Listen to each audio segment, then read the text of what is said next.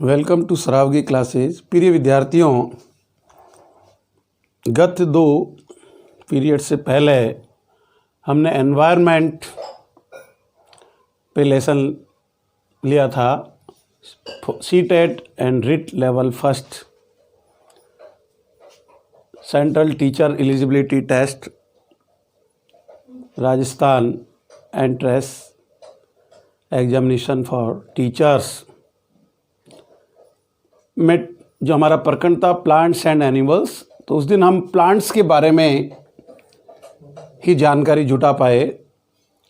आज हम रिमेनिंग जंतुओं से रिलेटेड जानकारी पर फोकस करेंगे, जो कि सभी कॉम्पिटिटिव विद्यार्थियों के लिए महत्वपूर्ण प्रकरण है, लेकिन विशेष रूप से जो सीटेट और रिट के एग्ज़ाम में अपेयर होते हैं उन प्रतिभागी विद्यार्थियों के लिए बड़े इजी गोइंग और छोटे लेवल के प्रश्न पूछे जाते हैं, जो वास्तव हम हमारे चाहे वो राजस्थान पाठ्य पुस्तक मंडल हो, चाहे वो एनसीईआरटी की बुक्स हो, वो हम 3rd क्लास से लेकर के 10th क्लास तक किसी न किसी रूप में पढ़ चुके होते हैं, लेकिन उसको हम समय पर डाइजेस्ट, हमारा उद्देश्य परीक्षा प्रणाली पास करना होता है वहाँ पे, और हम उस चीज़ को भूल जाते हैं कि यही चीज़ें हमारे लिए कंपटीशन में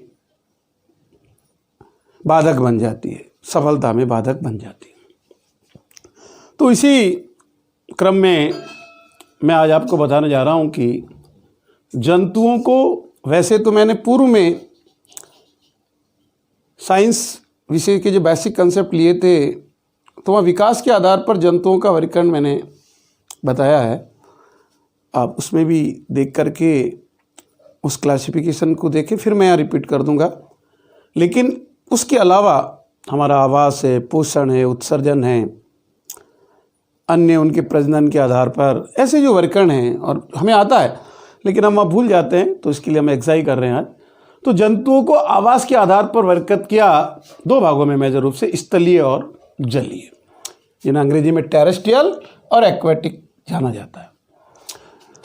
स्थल पर जन्म तो सभी ले रहे हैं, लेकिन पृथ्वी पर वातावरण के साथ उनका जो अनुकूलन है, चाहे वो खाद्य दृष्टिकोण के कारण हो या उनकी जो बॉडी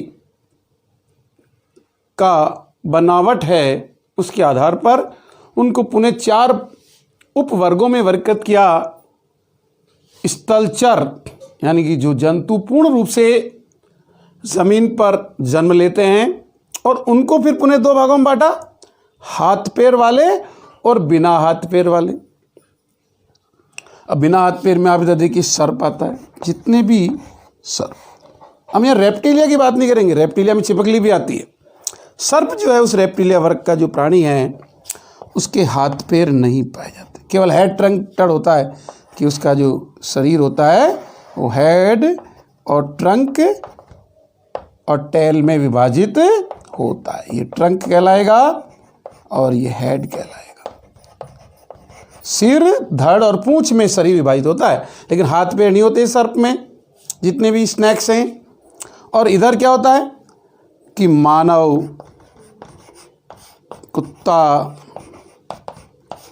छिपकली जो स्थलचर भी है और उसमें हाथ पैर पाए जाते हैं, इसलिए उसको जो है इधर डाल दिया। तो ये आपको मोटे रूप से ध्यान रखना है। हम केवल भाई स्थल पे, स्थल में भी उनको बाइफरकेट किया।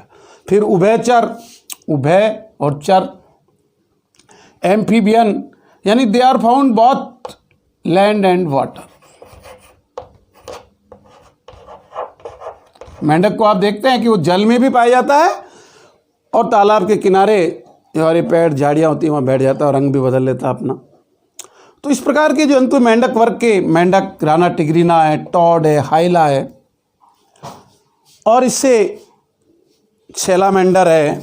कभी कभी यही मेरा उद्देश्य है कि यहाँ आप लोगों को मेंढक तो ध्यान है, आपने सब जगह पढ़ा, लेकिन पेपर सेटर क्या करता है, कभी हटा करके प्रश्न दे देता है, क्योंकि उसे पता है कि आपको पूरा आवाज़ आना चाहिए, और 9-10 तक ये किसी न किसी रूप में आपके बुक्स में उदाहरण के रूप में जो रहते हैं, लेकिन अपन विशेष रूप से मेंढक टीचर भी देखता है, एक दो उदाहरण बता दो, अपन भी एक दो उदाहरण याद कर लेते, लेकिन वहाँ 5 में से 6 में से 8 में से कोई भी एक उदाहरण आ जाता है तो हमें नेक्टूरस, ऐसे यहाँ हमारा उद्देश्य है कि ज़्यादा से ज़्यादा उदाहरण आपको बताए जाएं, और कोई भी एक उदाहरण यदि प्रश्न में आता है तो हम बेहिचक उसको कर सकते हैं। अगला है नभचर, फ्लाइंग बर्ड्स। अब पक्षी में तो बहुत सारे पक्षी हैं, तो हमने पक्षी को तो कॉमन क्लासिफिकेशन में पढ़ा है साइंस में, और यहाँ भी बता देंगे, लेकिन वो पक्षी तो हैं लेकिन वो नभचर नहीं है। और जो बाकी उड़ने वाले हैं, फ्लाइंग बर्ड है, वो सब एरियल के नाम से जाने जाते हैं, नभचर प्राणी के नाम, पक्षी के नाम जाने जाते हैं। तो जैसे हमारा कबूतर है, मैना है, कौवा है, मोर है, ये सभी कैसे हैं? नभचर है। लेकिन जैसे आपको वहाँ आ जाए निम्न में से उड़नहीन पक्षी कौन सा है? अब आपने कहा हमने तो सर पक्षी पढ़ा है, अब उड़नहीन का मतलब फ्लाइटलेस, तो शतुरमुर्ग और जो कीवी है वो उड़नहीन है, पक्षी तो हैं वो, लेकिन वो उड़ने वाले नहीं हैं, उनको आप नभचर की श्रेणी में नहीं मानोगे। कभी आपको बैमेल पूछे तो भी आपको ध्यान रखना है कि तोता, मैना, कबूतर ये सभी उड़ने वाले हैं, और जो हमारा शतुरमुर्ग है, जो कीवी है, वो उड़नहीन पक्षी है, पक्षी तो है वो, तो यहाँ नभचर, इसलिए आपको बिल्कुल पॉइंट दिया जाता है। फिर है छलांग लगाने वाले, जो एक पेड़ से दूसरे पेड़ पे, एक दीवार से दूसरी दीवार, एक मकान से दूसरे मकान पे छलांग लगाते हैं, तो लंगूर, बंदर जाति का जो लंगूर है, बंदर भी उसमें शामिल है, तो ये सभी, इनको अंग्रेजी में बोलते हैं अर्बोरियल। क्या बोलते हैं? एर्बोरियल।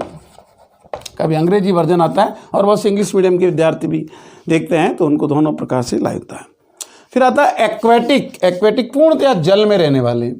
अब आप देखिए जो मछलियां हैं, अब मछलियों में जैसे हमारा डॉग फिश, जिसको हम स्कॉलियोडन बोलते हैं, इलेक्ट्रिक रे है, शार्क है, इस प्रकार की जो वास्तव में मछलियां होती है, जो कोडेट हैं, वो सभी जलीय होती है। कंफ्यूज नहीं होना, वहाँ पे बहुत सी बार क्या होता है, निम्न में से जलीय है, अब वहाँ लिखा रहेगा सिल्वर फिश, वहाँ लिखा रहेगा डेविल फिश, वहाँ लिखा रहेगा कटल फिश, और चौथा लिखा रहेगा कुत्ता मछली।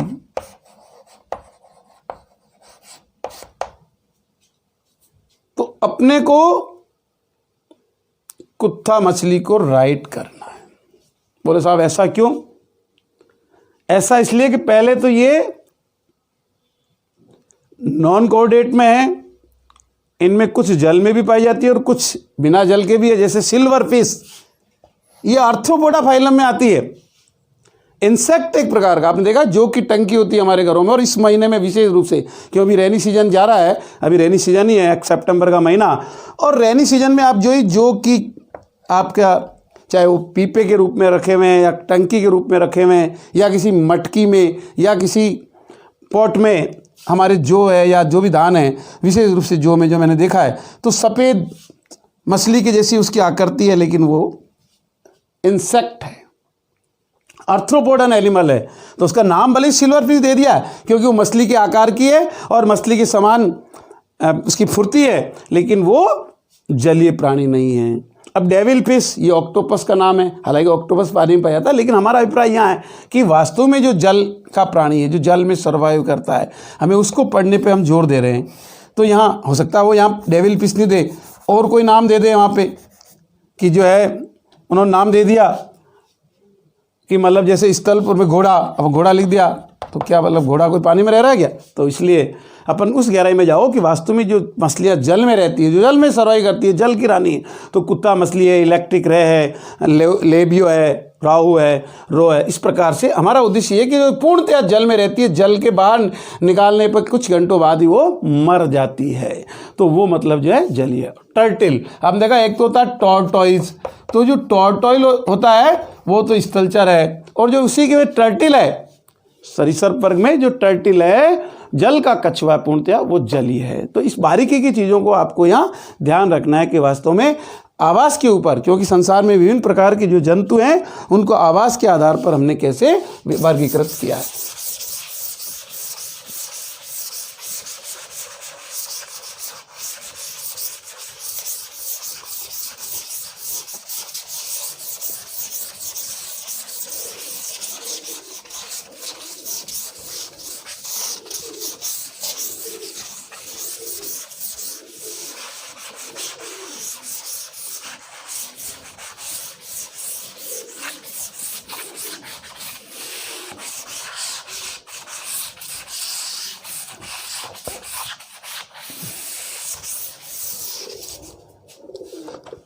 अब हम आगे लेते हैं कि शारीरिक रचना के आधार पर, उससे पहले मैं आपको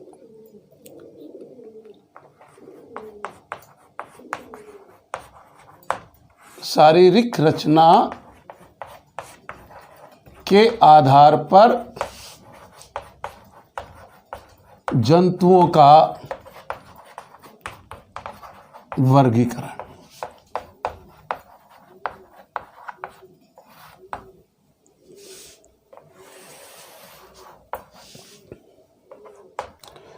तो शारीरिक रचना के आधार पर जंतुओं को दो भागों में बांटा गया, अकशेरुकी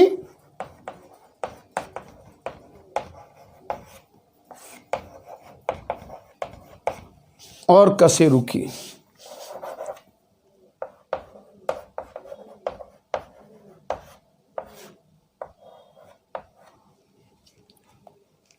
प्रिय विद्यार्थियों, आप सभी थर्ड फोर्थ फिफ्थ में जब तीसरी चौथी पांचवी में पढ़ रहे होंगे, थर्ड क्लास में सजीव और निर्जीव के बारे में पढ़ाते हैं।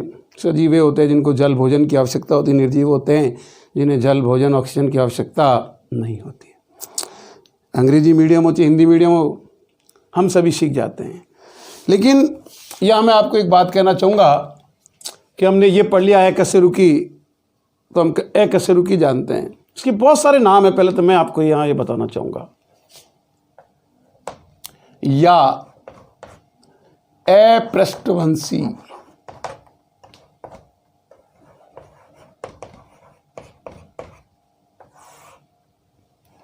या मेरुदंडहीन,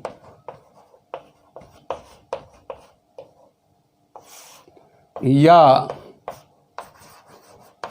बिना रीढ़ खंभ वाले,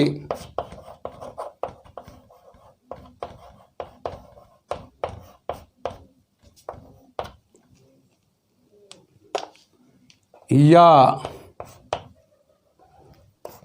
नोटोकॉर्ड एब्सेंट, और इनवर्टिब्रेट,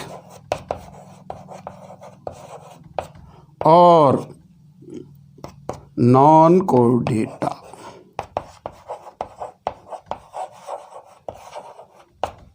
अब कंसेप्ट क्लियर का, और मेरा जो उद्देश्य है वो यही है कि मैं क्रिटिसाइज नहीं करता, बहुत सी बार ऑब्जर्व किया है, क्योंकि मैं टीचर भी रहा, मैं हेडमास्टर भी रहा, और हायर एजुकेशन में असिस्टेंट प्रोफेसर और प्रोफेसर के रूप में जब मैं कार्यरत हूँ,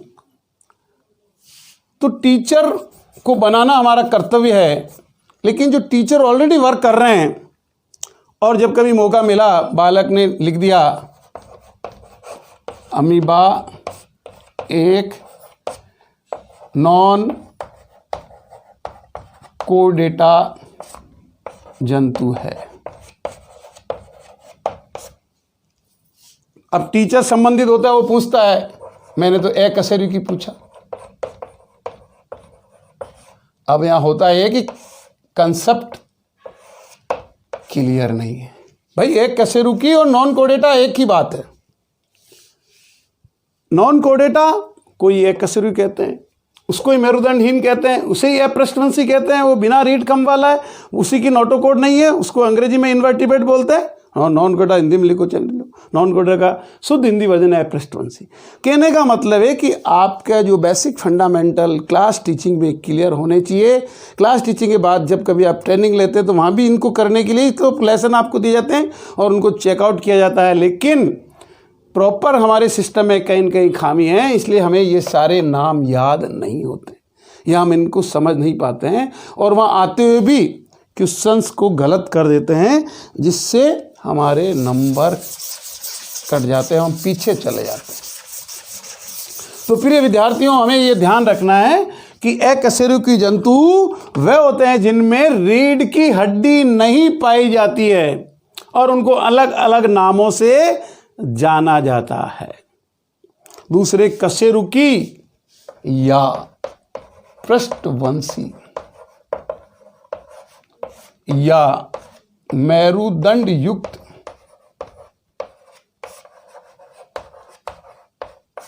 या रीढ़ खंभ युक्त या रीढ़ खंभ वाले, रीढ़ खंभ युक्त और नोटोकॉर्ड प्रेजेंट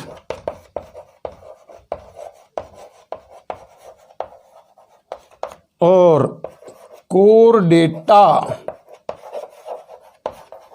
ये सारे नाम जिनमें रीढ़ की हड्डी पाए जाते हैं, जो वेल फर्निश डेवलप होते हैं। इस प्रकार से शारीरिक रचना के आधार पर हमने जंतुओं को दो मुख्य भागों में बांटा, अकशेरुकी और कशेरुकी। अब साइंस में हमने इनका थोड़ा क्लासिफिकेशन पढ़ा, लेकिन मैं पुनः रिपीट कर देता हूँ। जो विद्यार्थी एनवायरनमेंट्स के उस दृष्टिकोण से वीडियो देखते हैं उसको नहीं देख रहे हो।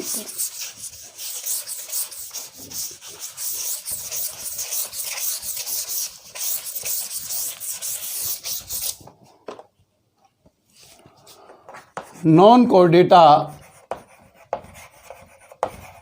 Further divided 9 phylum protozoa, second porifera, third Coelenterata,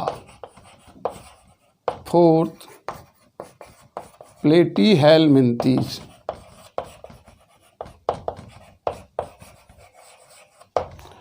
fifth एस्केहेलमिन्थीज,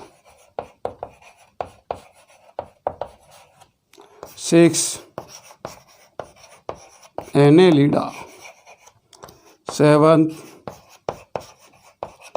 arthropoda, 8 mollusca, 9 Echinodermata.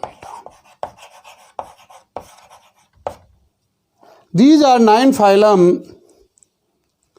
according to development of non-chordates animal. Firstly, we discuss about protozoa. Protozoa are primitive animal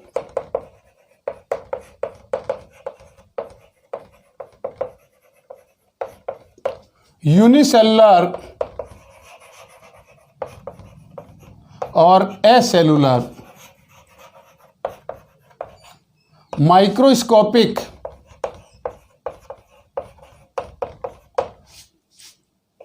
means we cannot see by the naked eye. We see by the help of microscope, electron microscope. तो primitive unicellular microscopic fresh water animal। या मैंने आपको fresh water पे जोर दिया क्योंकि ये जितने भी जो मेराइन वाटर है या डर्टी वाटर उसमें सर्वाइव नहीं करते हैं, लेक, पॉन्ड, वेल, इस प्रकार जो हमारे कुएं, तालाब, झीलें, जहाँ अच्छा पानी, साफ पानी, डिस्टिल वाटर है, रेनी वाटर है, वहाँ पे ऐसे एनिमल्स। और इनके जो एग्जाम्पल है प्रोटोजोआ में अमीबा, पैरामीशियम, यूग्लिना, एंट अमीबा,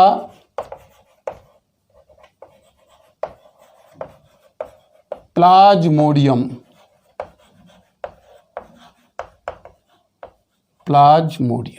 इस प्रकार से जो 5 एग्जाम्पल है ये मैंने आपको बताया कि इनको हमें किस प्रकार से याद रखना है। ये सब एक कोशिकीय हैं, तो आपको ये याद रखना। और मैं यहाँ हल्की सी बात और बता देता हूँ, प्लाज्मोडियम जो है वो मलेरिया के लिए जिम्मेदार है। कैसे?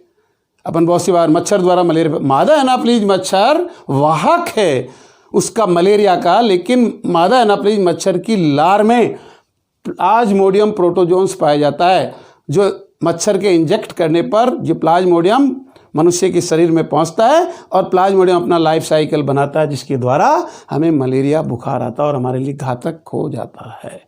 तो ये भी बहुत सी बार खिलाता है हमें। कोई बच्चे, छोटा बच्चा तो ये बताया कि उसे पढ़ाया यही है कि मच्छर के द्वारा मलेरिया फैलता है बाई मॉस्क्यूटो, लेकिन उसके अंदर मच्छर की लार में प्लाज्मोडियम प्रोटोजोन्स पाए जाते हैं जो कि हमें मलेरिया रोग के लिए रोगग्रस्त करते हैं।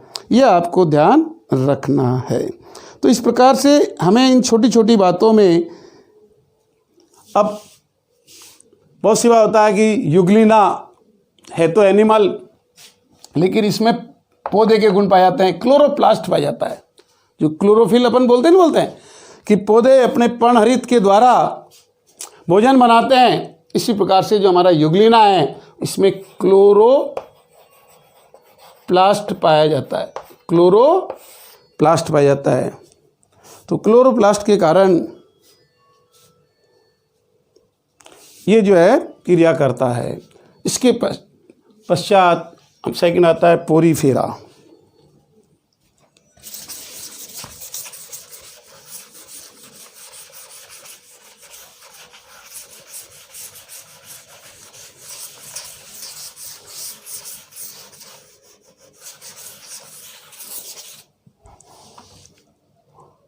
Pores are present on the body of the animals. छोटे छोटे छिद्र पाए जाते हैं। दूसरा, ये मल्टी सेलुलर होते हैं। कैसे होते हैं? Multi cellular, बहुकोशिकी।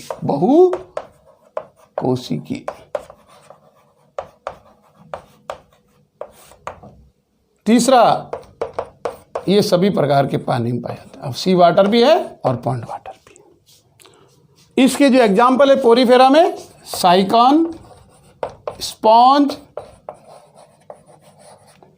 Venus flower basket.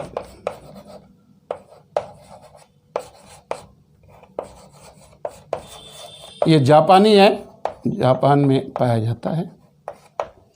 इस प्रकार से ये एग्जाम्पल हो गए पोरीफेरा के।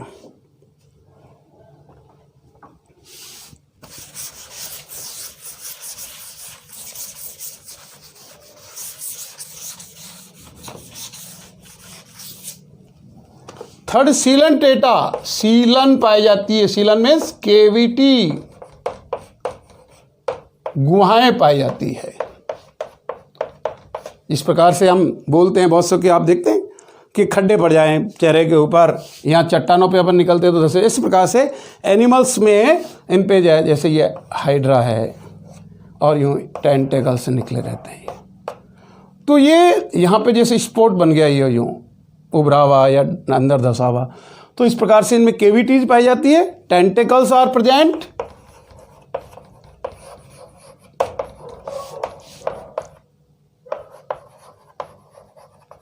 और बहुत सारे एग्जाम्पल है, हाइड्रा, ऑरेलिया, जिसको जेलीफिश भी बोलते हैं, जेलीफिश। अब ये फिश नहीं है, नाम इसका निकनेम, मछली के समान लटकते हुए इसके वो हेपेटाइटिस है, इसलिए हाइड्रा, जेलीफिश। सी पैन, पंखे पैन की तरह होता है, इसको सी पैन, और समुद्र में पाया जाता है सी पैन। सी फैन, ये पंखे के समान है, ये पेन के समान है। सी कोरल, जिसको मूंगा बोलते हैं, मूंगा अपन पहनने का होता है ना, तो ये एक प्रकार के सिलेंट्रेट है। ये जब जम जाता है डेड होने के बाद तो कोरल रीफ, ज्योग्राफी का वर्ड है कोरल रीफ, यानी कि वहाँ चट्टानें जम जाती है समुद्र के तट, बड़े बड़े सागर के तट पे, तो उनको प्राप्त करके फिर इसको मूंगों के रूप में काट करके नंग में प्रयोग किया जाता है। तो सी पैन, सी फैन, सी कोरल, जेलीफिश, हाइड्रा, इस प्रकार के इसके उदाहरण हैं सिलेंट्रेटा फाइलम के। नेक्स्ट, प्लेटीहेलमिंथी, जैसा नाम से दिखता है, फ्लैट, चपटे होते हैं। टैप वॉर्म, इंची टैप बोलते फीता कर्मी, इसको बोलते भी फीता कर्मी।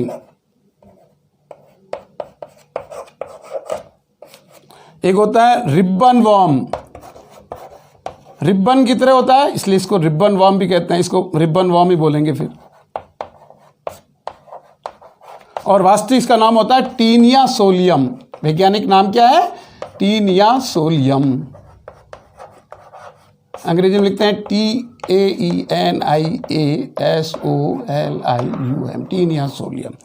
एक होता है लीवर फ्लूक, लीवर में पाया जाने वाला फ्लूक है ये, भेड़ की और बकरे की जो पित्तवाहिनी है उसमें पाया जाता है, तो इसको नाम दे दिया लीवर फ्लूक। वैसे नाम होता है फेसिओला हिपेटिका, फेसिओला हिपेटिका। तो ये एग्जाम्पल है प्लेनेरिया, ये किसके एग्जाम्पल है? प्लेटीहेल्मिंथीस के। तो प्लेटीहेल्मिंथीस की 3 मैंने मेजर एग्जाम्पल होते हैं, planaria, taenia solium, liver fluke, फिर इनके अलग अलग नाम है। दूसरी बात, ये परजीवी होते हैं। कैसे होते हैं? परजीवी, पैरासिटिक बोलते हैं। पैरासाइट लिख दो, पैरासिटिक एनिमल लिख दो, पैरासिटिक एनिमल है।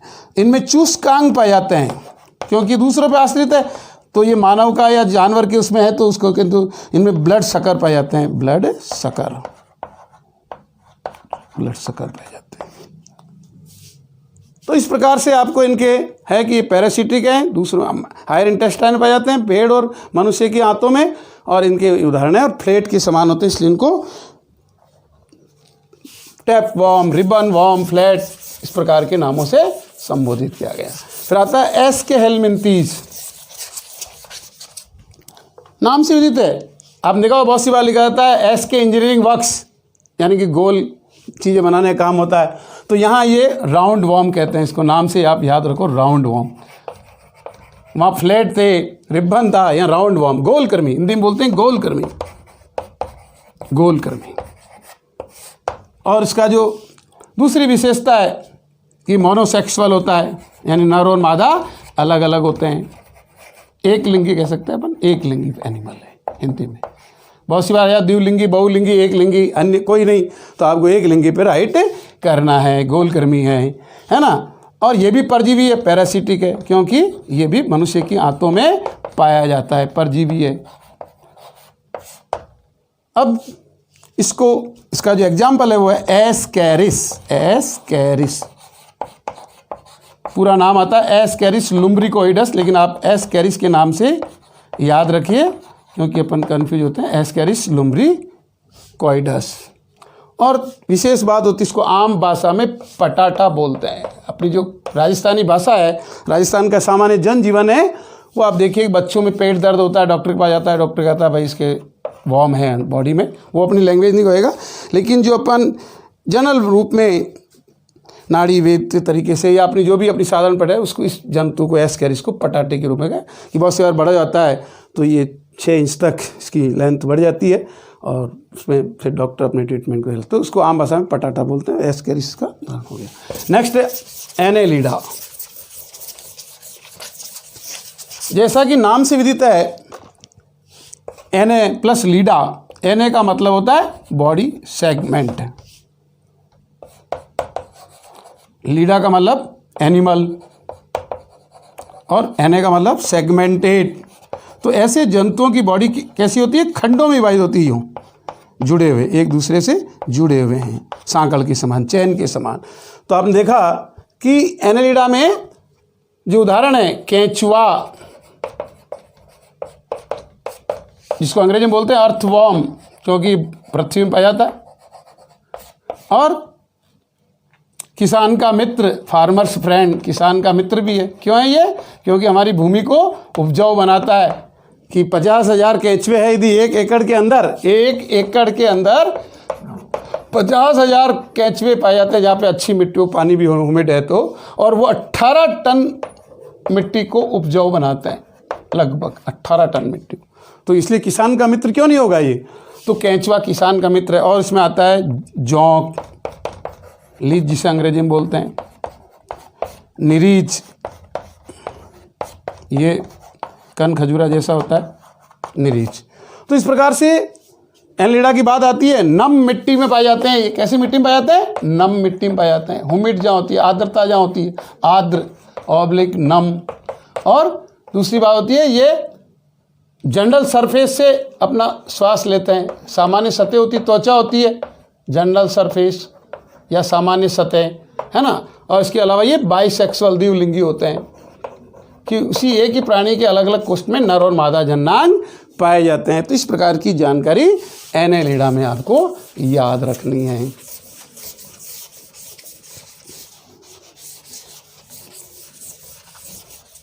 फिर आता आर्थ्रोपोडा।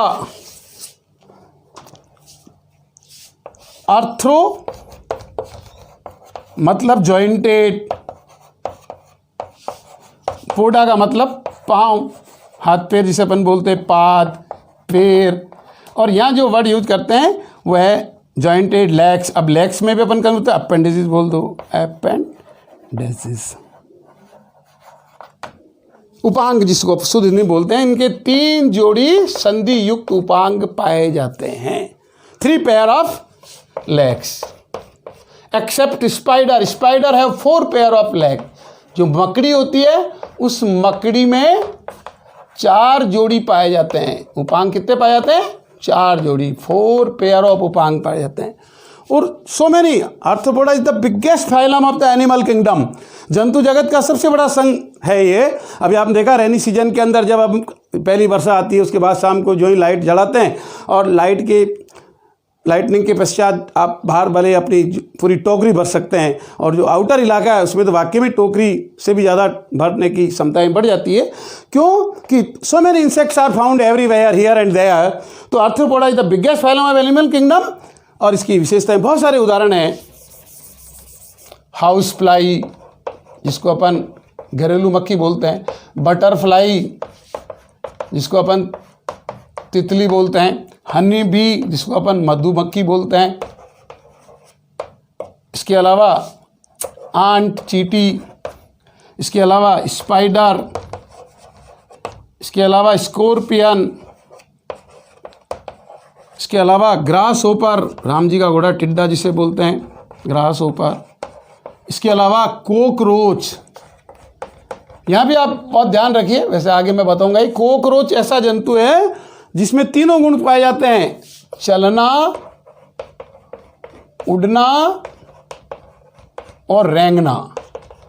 चलता तो ही वो, लेकिन उड़ता भी है। बहुत सी बार आप जब कच्ची टॉयलेट वगैरह पे या जहाँ सफाई नहीं होती है, मिट्टी ह्यूमिड हो, वहाँ पे कॉकरोच का आप देखो, और जो अपन कॉकरोच को भगाने की कोशिश करते उड़ने लग जाता है। अपन देखते ही चलते हुए कभी रोक देंगे। तो उड़ना भी आता है उसे, चलना भी आता है और रेंगना भी आता है। तो ये कॉकरोच आर्थ्रोपोडा में अपनी एक यूनिक विशेषता रखता है। और ये भी क्वेश्चन बन के आया था कि कॉकरोच में ऐसी क्या विशेषता है जो अन्य में नहीं है? तो कॉकरोच उड़ता भी है, रेंगता भी है, चलता भी है।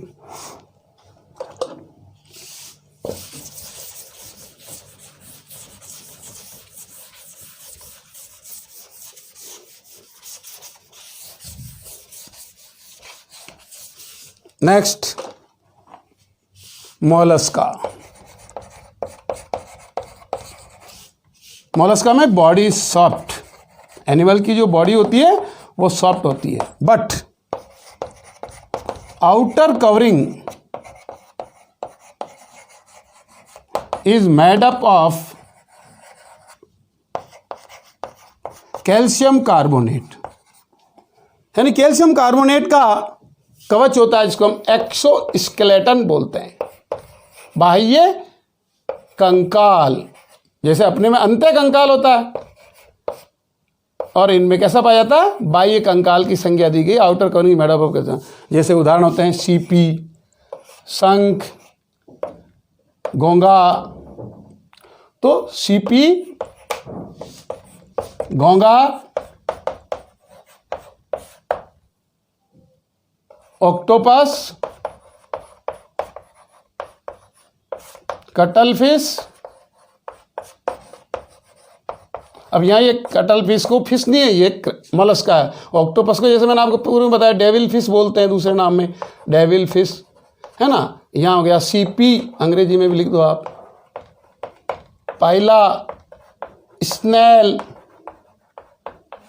यूनियो, ये इनके नाम है, उधर उसके नाम है। तो ये विभिन्न प्रकार के विचित्र जो उदाहरण है, ये आपको ध्यान रखना है कि ये सभी अर्थ मोलस्का फाइलम में आते हैं।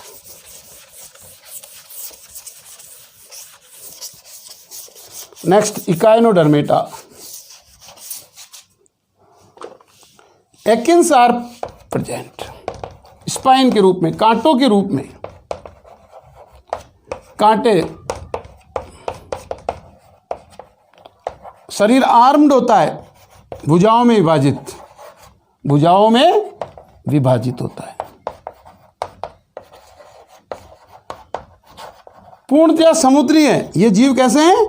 पूर्णतया समुद्री, यानी समुद्र में ही सर्वाइव करते हैं, अपने फ्रेश वाटर में ही सर्वाइव नहीं करेंगे। तो ये पूर्णतया समुद्री जीव हैं। ये भी आपसे क्वेश्चन पूछा जा सकता है। पुनरुद्भवन की क्षमता पाई जाती है इनमें, यानी कि एक भुजा टूट गई तो तुरंत बन जाएगी वो। रीजनरेशन, कैपेसिटी ऑफ रीजनरेशन, जैसे छिपकली में पूंछ कट जाती है, थोड़ी देर बाद वापस बन जाती है, इस प्रकार से तारा मछली, इसके उदाहरण जो है तारा मछली, स्टारफिश, बिटल स्टार। अब बिटल स्टार में तो ये गुण पाया था क्षणभंगुर है, बिटल नाम से ही। आपने जैसे अपन ककड़ी को गिराते हैं कितने टुकड़े होंगे, ये हालात इस बिटल स्टार का है कि बिटल स्टार को जो आपने गिराया तो क्षणभंगुर हो जाए। बिटल सैप, जैसे कांच को तोड़ते हैं टुकड़े टुकड़े हो जाते हैं, इसी प्रकार से क्षणभंगुर हो जाते हैं। तो इस प्रकार से इकाइडर्मेटा से आपको तक 9 फाइलम जो हमारे नॉन कॉर्डेट्स हैं, एक ऐसे के एनिमल है जिनमें रीढ़ की हड्डी नहीं पाई जाती है, को हमने क्लासीफाई किया। ये विकास के आधार पर नॉन कॉर्डेट्स का था। अब हम कोर्डेटा की तरफ चलते हैं।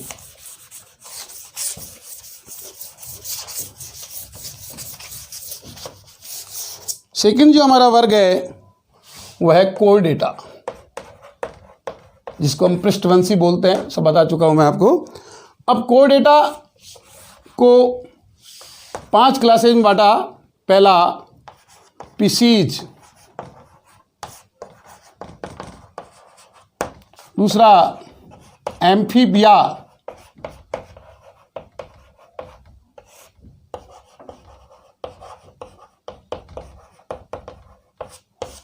तीसरा रेप्टिलिया,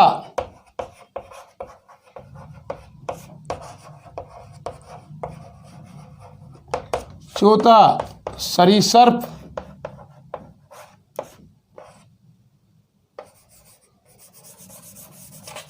एवीज, पक्षी वर्ग, एवीज या पक्षी वर्ग।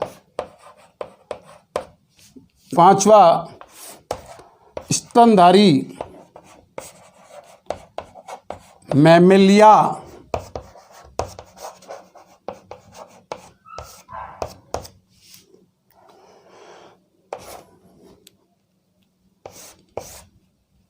Prototheria, Metatheria, Eutheria.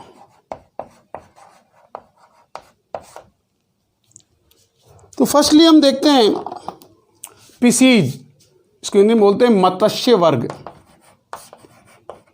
मछली वर्ग। तो पहला तो आपको ये क्लियर है कि ये सब रीढ़ की हड्डी वाले हैं। अब इसमें आप देखिए, अपन यदि मछली का या डायग्राम बनाते हैं,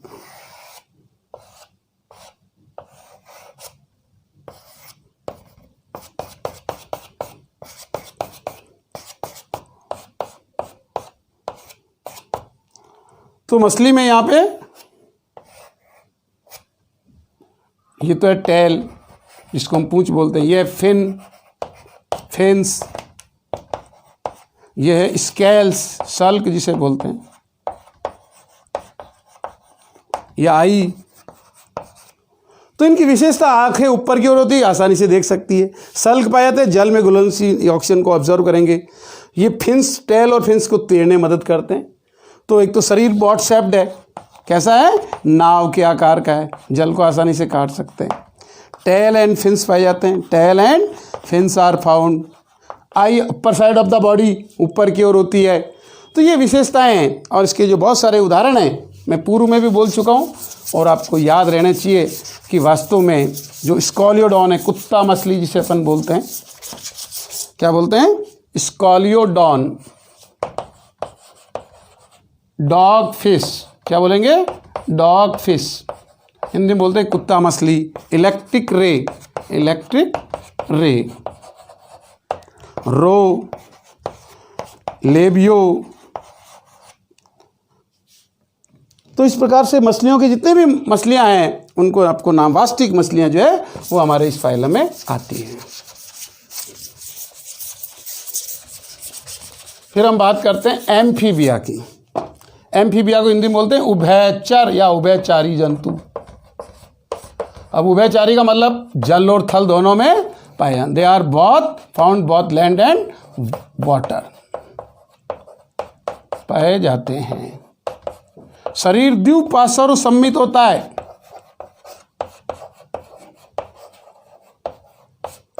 bilateral symmetrical,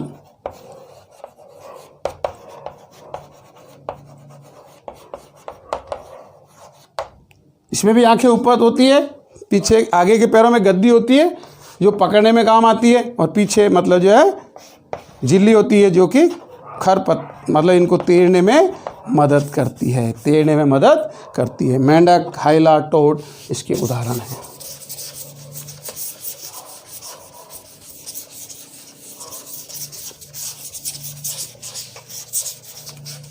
reptilia, creeping animals.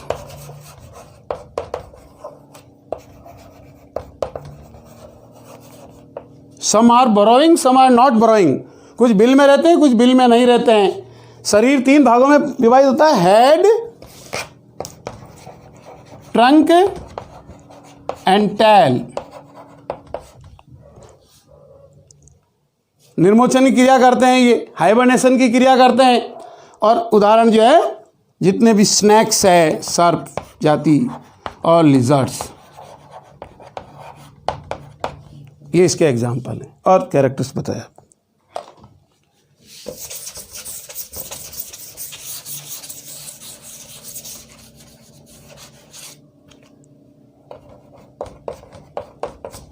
फिर आता है एवीज। एवीज का मतलब पक्षी वर्ग। अब पक्षी में तो आपको पहली विशेषता है कि इनकी जो हड्डियां होती हैं वो खोखली हो, तो hollow bones are found. Hollow bones are found. Wing and वेदर्स,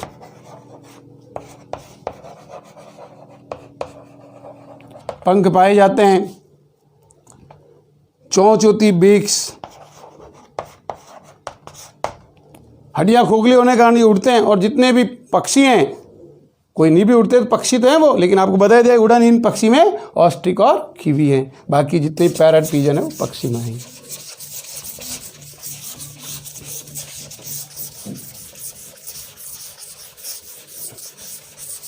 पांचवा जो हमारा वर्ग रहा वो है मैमेलिया।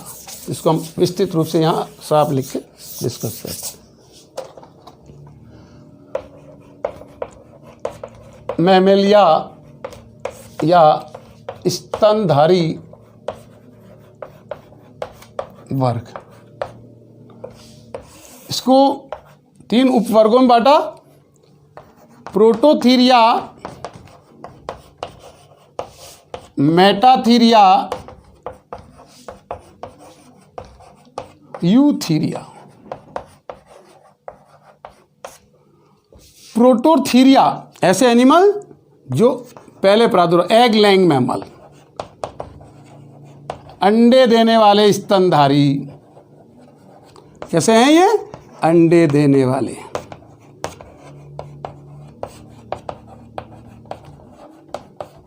ऑस्ट्रेलियन प्राणी है ये, ऑस्ट्रेलिया में पाए जाते हैं।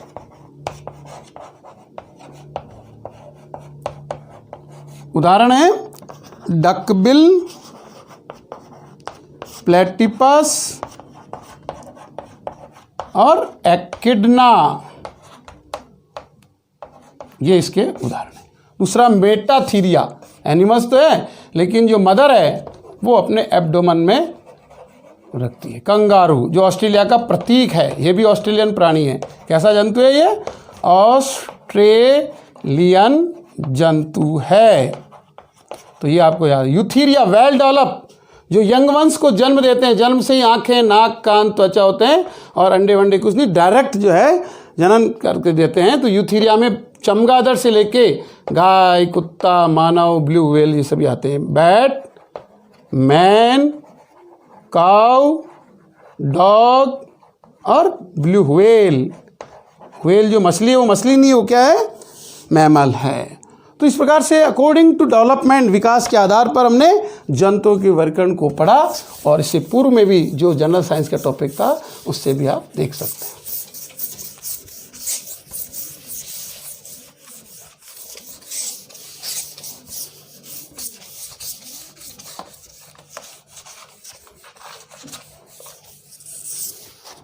इसके पश्चात आता है आपके पास में कि प्रजनन के आधार पर इनको कैसे बांटा गया।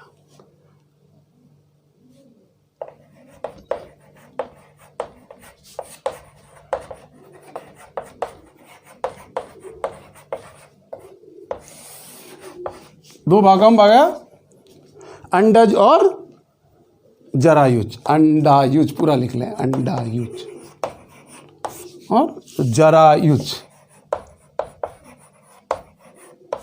यानी अंडे देने वाले जंतु। तो जो हमारे अंडे देने वाले हैं, छिपकली, मेंढक, पक्षी, ये सब कैसे हैं, अंडायुज है। और जरायुज में गाय, हाथी,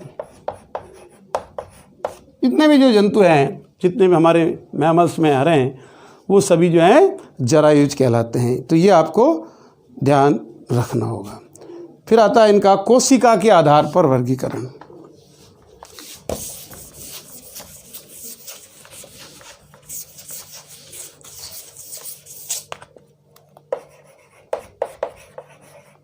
कोशिका के आधार पर अकॉर्डिंग टू सेल, एक कोशिकीय और बहुकोशिकीय।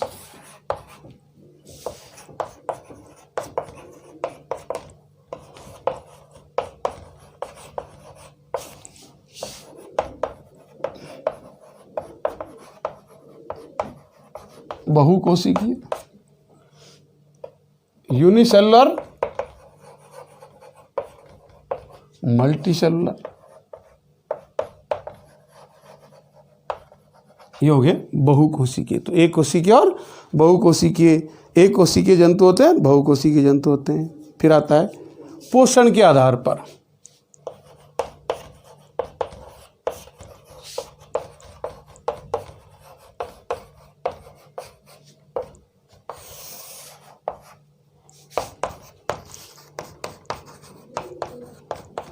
शाकाहारी, मांसाहारी,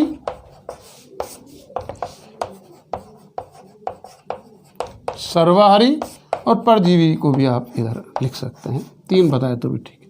इसको अपन बोलते हैं हर्बीवोरस, कार्निवोरस, ओमनीवोरस, पैरासाइट। तो इस प्रकार से हर्बीवोरस का मतलब जो ग्रास ईटिंग है, इसमें आपका रैबिट, हिरण, एलिफेंट, ये आपके कैसे हैं, शाकाहारी जंतु हैं, जिनको आप शाकाहारी कहते हैं। खरगोश है, हाथी है, हिरण है, घोड़े हैं, ऊंट है, जिनको अपन जानते हैं, वो सभी कैसे हैं, शाकाहारी है। मांसाहारी, lion, tiger, leopard, panther. Omnivorous में वैसे बियर है, भालू जिसे अपन बोलते हैं। अब बाकी कुत्ते, मानव, इन सबको दर्जा तो शाकाहारी का था, मानव का दांत भी उसके ऐसे बने हुए, लेकिन अब कंडीशन के आधार पर अपन जो भी है उदाहरण। और परजीवी में जो दूसरों पे होते हैं वो आप सभी को खूब पढ़े हुए हैं। तो इस प्रकार से ये पोषण के आधार पर जंतुओं का वर्गीकरण।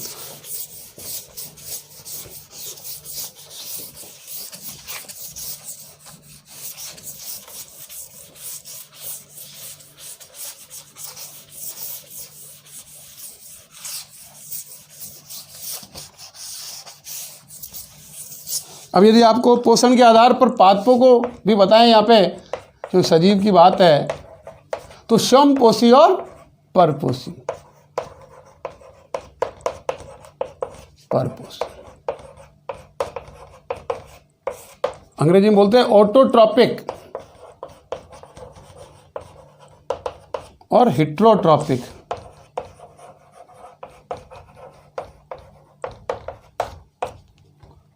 तो श्वामपोशी क्योंकि इनमें क्लोरोफिल पाया जाता है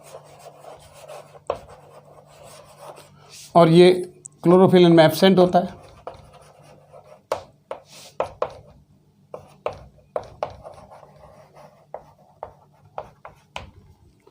तो क्लोरोफिल के कारण ये श्वामपोशी है क्योंकि फोटोसिंथेसिस की क्रिया करते हैं। फोटोसिंथेसिस।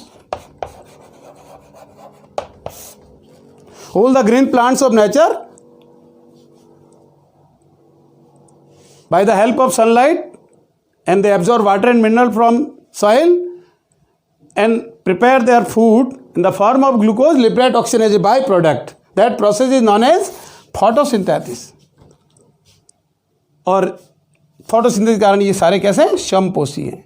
बहुत सी बार बहुत बारीकी की बात मैं यहाँ बता रहा हूँ कि पत्तियों का रंग हरा क्यों होता है। आप सभी जवाब देते हैं क्लोरोफिल के कारण। अब ठीक है, मेन पिगमेंट क्लोरोफिल तो है, लेकिन इसमें मैग्नीशियम तत्व पाया जाता है। मैग्नीशियम तत्व के कारण पत्तियों का रंग हरा होता है, हरा होता है।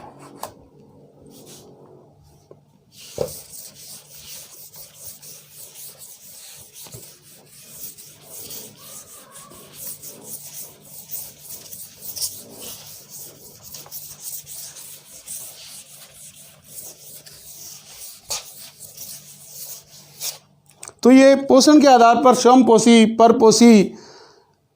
अब अपन कुछ जंतुओं को अलग प्रकार से भी दे सकते हैं कि मरुस्थलीय हैं, स्तनधारी हैं। तो मरुस्थलीय में ऊँट जो है वो मरुस्थलीय जानवर है। ऊँट कैसा है? डेजर्ट का है, मरुस्थलीय।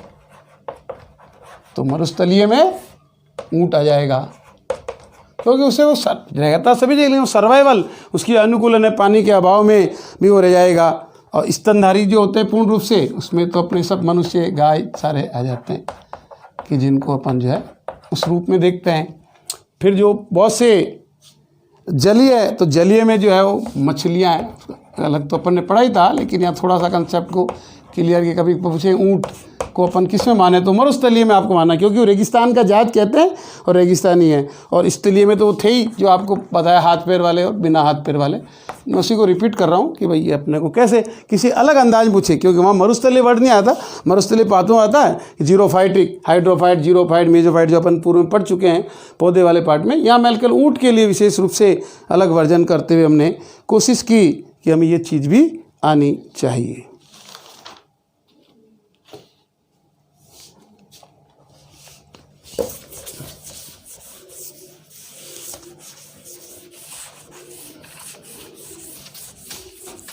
अब छोटी छोटी बातें जो आप और हम सभी जानते तो हैं, लेकिन वहाँ गलती कर देते हैं। हमें आते हुए भी हम थोड़े दिक भ्रमित हो जाते हैं कि कंसेप्ट क्लियर नहीं है। तो आपके इस लेसन में सहयोग से कि जैसे जंतुओं में श्वसन के आधार पर जंतु और सांस लेने वाले अंग, एक तरफ जंतु है और दूसरी तरफ सांस लेने वाले अंग। आप और हम सभी जानते हैं मोटे मोटे, लेकिन कभी कभी कुछ चीज़ों में हम डिसीजन नहीं ले पाते हैं, क्योंकि नाना प्रकार के जीव भी है। मेंढक, फेफड़े और त्वचा,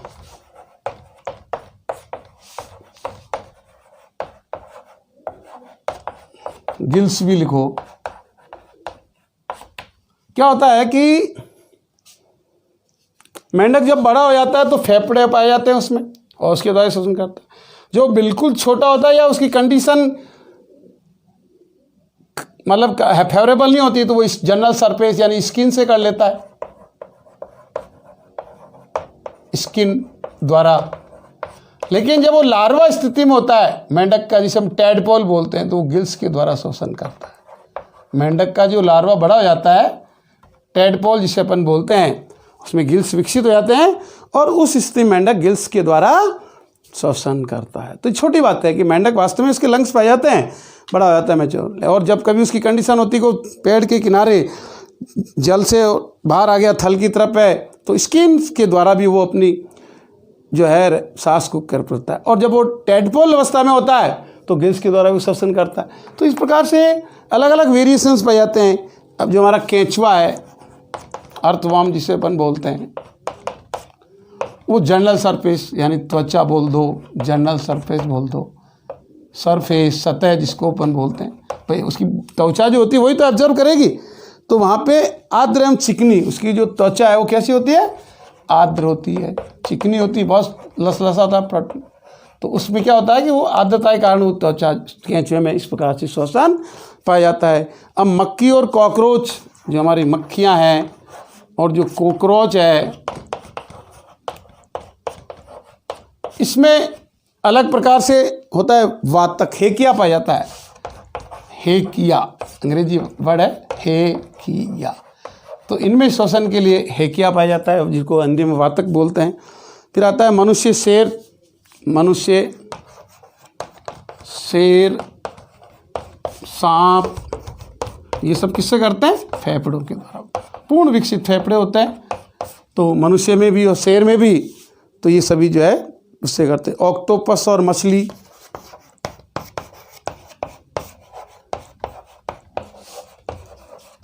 गिल, गिल्स है, गिल है, और उसका अंग्रेजी एक वर्ड है क्लॉम्ब, क्लॉम्ब। तो अलग अलग विकसित रूप से ये होता है। तो आप इसको, और जो आपके व्हेल और डॉल्फिन है,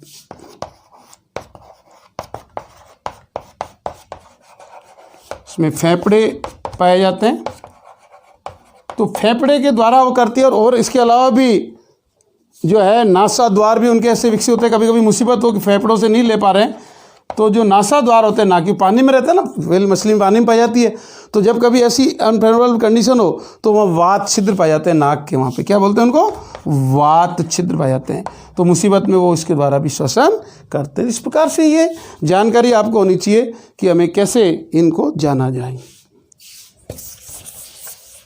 फिर आता है जंतुओं द्वारा गति, मतलब जो पॉइंट्स के रूप में कि अपन विशेष रूप से उनको हर रूप से पढ़ते भी हैं। अब जो हायर साइंस में होते हैं, बीएससी एमएससी, उनको पढ़ने का, अपन गैर विज्ञान के विद्यार्थी भी रहते हैं, कोई विज्ञान के विद्यार्थी, अब उनके लिए लेवल फर्स्ट में सीटेट में कुछ मोटी मोटी जानकारी होनी चाहिए। जैसे कभी क्वेश्चन आ जाता है तो हम आसानी से उसको कर पाएँ। तो ये बताया कि जंतुओं में गति, चलने वाले जंतु। अब चलने वाले में तो अपन जितने भी जो है, गाय है, मनुष्य है, गाय, मनुष्य, घोड़ा, बैल, यानी जो अपन चलते हैं वास्तव में, आप और हम सभी जानते हैं कि जो 2 पैर और 4 पैर वाले हैं वो सब चलने वाले, कुत्ता, बिल्ली, रेंगने वाले, अपन बीच बीच में आगे लेकिन उनको एक चेक करते हैं। रेंगने वाले में केंचुआ है, सर्प है। तो ये रेंगने वाले जंतु हैं। फिर वो आगे बात करें अपन उड़ने वाले, पक्षी,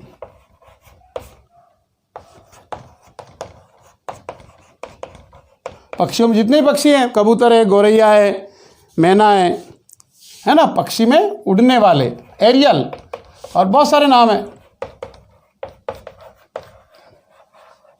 तोता, मैना। या उड़नहीन की बात आती है तो वो आपको याद रखना, उड़नहीन पक्षी।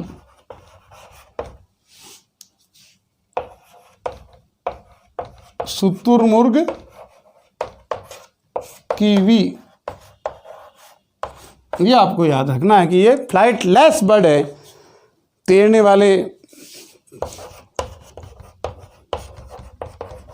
मेंढक तैरता है, बत्तख तैरती है।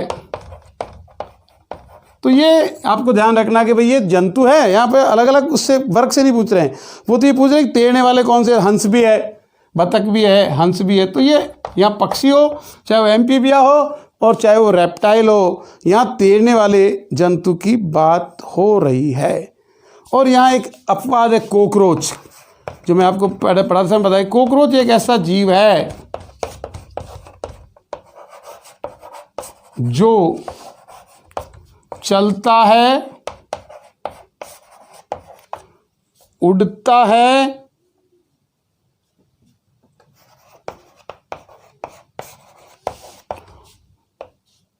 चढ़ता है, किसी चीज़ पे उसको चढ़ना है ऊंचाई की ओर, तो चलता भी है, उड़ता भी है, चढ़ता भी है। तो उसमें ऐसी एक विशेषता है।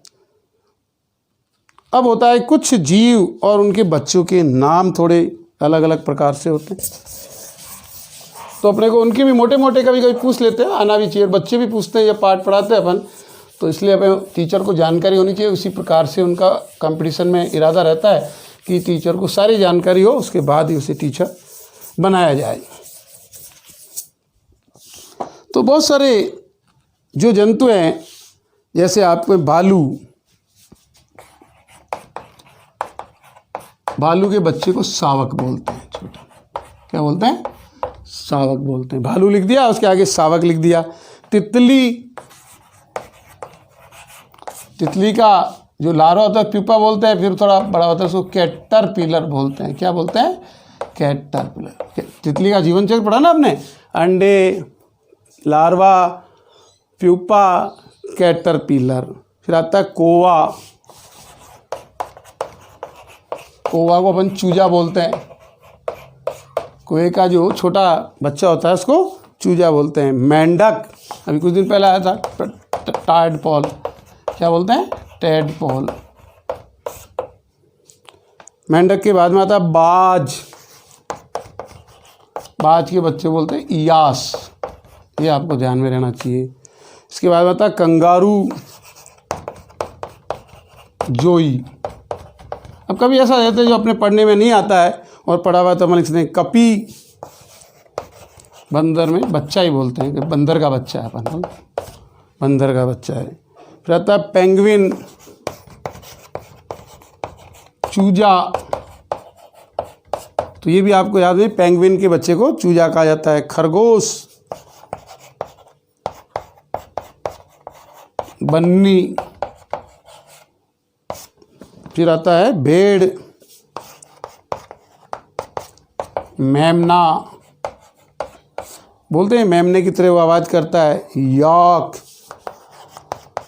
बछड़ा, और फीमेल है तो बछड़ी।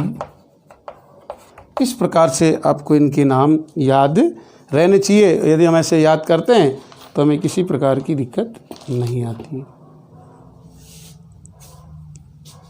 ऊंट, ऊंट में भी बछड़ा और बछड़ी। वैसे ये सब अपने को आता है, लेकिन कुछ चीज़ें नहीं आ पाती तो अपन इसको, हाथी में भी बछड़ा और बछी, चाहे हाथी हो, चाहे जिराफ हो, चाहे घोड़ा हो, इनमें सब में बछड़ा, बछड़ा, बछड़ी, बछड़ा, बछड़ी बार बार लिखने के लिए। ऊंट, हाथी, जिराफ और घोड़ा। अब बंदर की जो ही बात आती है, शिशु बोलता है, जैसे मानव में अपन बोलते हैं, बंदर में क्या बोलते हैं? शिशु बोलते हैं। बंदर का शिशु है, बच्चा भी बोल दिया तो चल जाए, वो कॉमन वर्ड में है। इसके बाद में आता है चमगादड़ में पिल्ला पिल्ली, चमगादड़, पिल्ला पिल्ली, पिल्ला और पिल्ली। फिर आता है जैसे कुत्ता, उसमें भी पिल्ला पिल्ली आता है, पिल्ला। शार्क, पिल्ला, फीमेल है तो पिल्ली। इस प्रकार से शेर, शावक, शेर में शावक बोलते हैं। तो इस प्रकार से आपको ये ध्यान रखना है। जेब्रा है तो जेब्रे में बछड़ा, बछड़िया, है ना। इस प्रकार से ये सारी चीज़ें हो जाती हैं।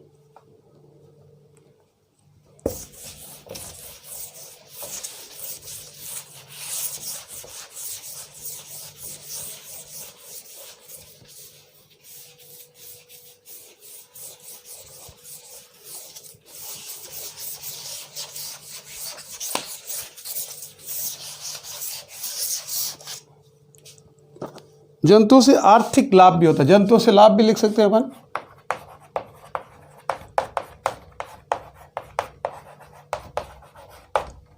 अब जैसे जो रेशम कीट है, उससे जो है रेशम प्राप्त की जाती है। झारखंड में आप देखते हैं कि वहाँ पे रेशम बहुत प्राप्त होती है। तो जंतु में है दे दिया, मधुमक्खी है, शहद और जो बचा उसका छत्ता, उससे मोम बनती है, मोमबत्तियाँ वगैरह बनाते हैं अपन। तो मधुमक्खी से ये है। फिर आता है लाख का कीट, उससे लाख, जिससे चूड़ियाँ बनती है लाख की, चिपड़े के रूप में बनाते हैं बोर्ड के अंदर। तो ये भी आप ध्यान रखें। गाय भैंस बकरी,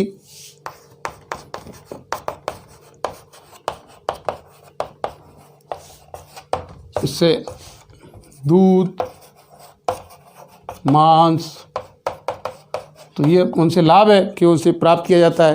किसी अंडे देने वाले से अंडा प्राप्त होता है, जो अंडे देते हैं मुर्गी, बतख, तो इनसे ये प्राप्त होता है।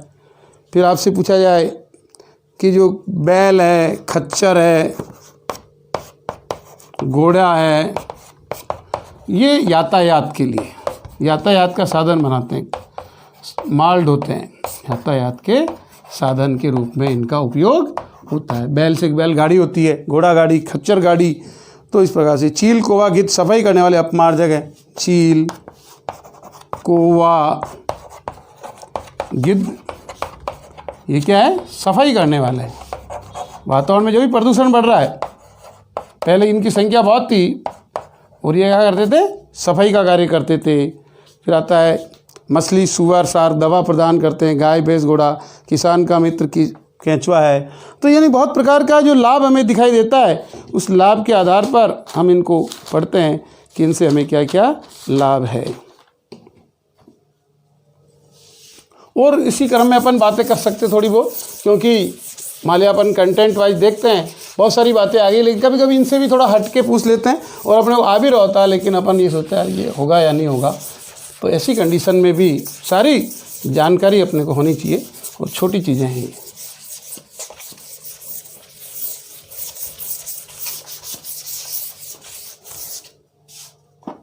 तो अब देखिए, जंतुओं से आर्थिक लाभ में हमने बहुत कुछ जाना। अब आता है कि जैसे पहले तो हमें भोजन प्राप्त होता है, भोजन के रूप में हमें दूध होता है। सबसे पहले जो है मिल्क इज़ कंप्लीट फूड, और वो दूध गाय, भैंस, बकरी, भेड़, ऊँट,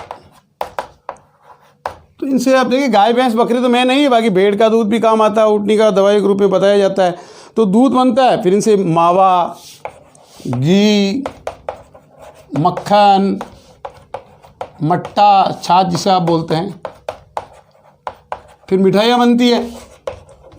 तो दूध तो प्राप्त हो ही रहा है, दूध के साथ इतनी चीज़ें उसके द्वारा प्राप्त होती है। फिर आता जो अंडे देने वाले हैं, मुर्गी, बतख। अब शीतकालीन जो लोग रहते हैं उनके लिए तो ये बहुत फ्रूटफुल है कि अति शीतकालीन प्रदेशों के अंदर वहाँ के जो निवासी होते हैं, विटामिन और प्रोटीन के लिए उन्हें ये प्राप्त होता है। फिर मांस व मछली अलग से। मांस और मछली में जितने भी नॉन कोडेट्स हैं, जैसे आपका चाहे वो सिलेंटेटा है, चाहे वो हाइड्रा है, क्या कहते हैं सिलेंटेटा में जो हाइड्रा तो ही है कि बहुत सारे जो एनिमल है, प्रॉन है, पेलिमोन है, जैसे बॉम्बे में इनमें झींगा मछली, आर्थ्रोपोडा, टिड्डा। जब टिड्डा बहुत आ गया था, टिड्डे के दल आ रहे थे, तो कहीं केकड़े को खाया जाता है मोलस्का में, कहीं कर्ण में। तो इस प्रकार से बहुत सारे जो जंतु है उनको भी खाया जाता है। बाकी बड़े जंतु में खरगोश, मुर्गी, तीतर, बकरी, ये सारे खाने के काम आते हैं। और कहीं जापान और में तो वहाँ सर्प वगैरह भी खा लेते हैं। और अमेरिका में इनमें मेंढक, शहद होता है जो भोजन औषधि में काम आता है। सवारी के रूप में आपको पता है हाथी, घोड़ा, खच्चर, ऊँट, ये सभी उसमें काम में ले जाते हैं। औषधि के रूप में जब हम बात करते हैं तो कॉड मछली से कॉड लिवर बनता है, विटामिन। पहले के वैद्य लोग हिरण की कस्तूरी हुआ करती थी, उसे निमोनिया है, जुकाम है, बड़े बड़े जो ऐसे जो रिनाइटिस हो जाता है या निमोनिया हो जाता है, तो उस निमोनिया को ठीक करते हैं। चमड़ा काम आता है, जूते बनते हैं, चप्पल बनते हैं, बैग बनते हैं, बटुए बनते हैं, विभिन्न प्रकार की चीज़ें जो जानवरों के चमड़े का जो यूज हमारे ज़्यादा, फुटबॉल भी बनती है, अटैचियाँ बनाते हैं बहुत छोटे लेवल की। फर, ऊन व रेशम से खरगोश, लोमड़ी, दस्ताने, कोट, टोपिया, बैग, मोती जिससे पर्ल ऑयस्टर होता है, सींग तथा हड्डियाँ होती है जिससे कंगे बनते हैं, खिलौने, हाथी दाँत जिसके द्वारा चूड़े बनते हैं, विभिन्न प्रकार के या और खिलौने बनाए जाते हैं। परागण होता है जंतु के द्वारा, कीट, तितलियाँ, चिड़िया करती है। और मनोरंजन में तोता मैना कबूतर को पालते लोग, अपमार्जन में चिल गीतबाज है जो शुद्धिकरण का कार्य करते हैं। तो इस प्रकार से इन जंतुओं से नाना प्रकार की जो छोटी छोटी चीज़ें हैं उन्हें हमें कैसा लाभ होता है वो सभी आप किसी न किसी रूप में पढ़ें।